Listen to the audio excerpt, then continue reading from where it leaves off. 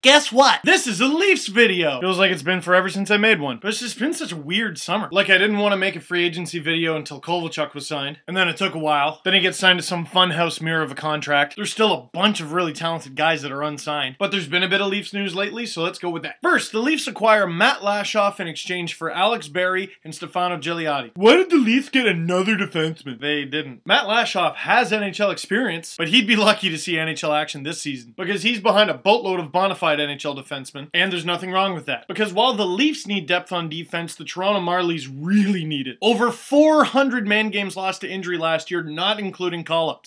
As for Alex Barry and Stefano Gigliotti, they both did their part in the Marlies, but they were expendable parts. Barry registering under 10 points, and Gigliotti spending most of his time in the East Coast Hockey League. What that trade did do is allow the Leafs to trade 2 players in exchange for one to open up a contract spot for Clark MacArthur. Short form C-Mac. It's the best short form I can think of. Or like, Clar McCarr. Personally, excellent signing by the Leafs, and here's why. If he does well, great. If he doesn't, A 1-year contract of $1.1 million. It's a low-risk investment. And here's what I love about 1-year contracts. Alright, congrats on your new contract. Now get out there and show them what you're made of. It's a contract year. Every year since MacArthur's rookie season, his games played has gone up, as well as his point total. Seems to be a 40-ish point guy with the potential to go a little higher. Only real concern is his minus 16 last year. Minus 14 of that was on the Sabres, who ended up winning the Northeast. But he was playing just over 14 minutes a game with the Sabres, but with the Leafs he'll likely play in the 15-16 minute range like he did with Atlanta after he was traded. All in all, a low risk for a low price, after being awarded a $2.4 million contract during arbitration with the Thrashers, and the Leafs signed him for less than half of that. And last but not least, as I'm making this video, it's not official yet, but it's reported that Christian Hanson will re-sign with the Leafs. Insert Slapshot reference. Got no depth perception with these glasses. Ideally, the Leafs would have him as a 4th line center. You're an idiot, Dangle. He's a winger. No, he's not. He's a natural center that's played a lot of time in the wing. So he's versatile in that way. Tore it up in the American Hockey League, but not particularly offensively gifted at the NHL level. But for the right price, he's a young guy, he's versatile, and he'll add a little bit of depth at center. And the marks of our comments flood and YouTube crashes. And with a lot of the Leafs already practicing in Toronto, you shouldn't expect Berkey to be making any more moves before training camp. But with the team that hasn't made the playoffs since 2004 and all the free agents still available, you never know. Add me on LeafSpace.com, Facebook, and Twitter, and the videos are going to get a lot more frequent, guys. Did you miss me?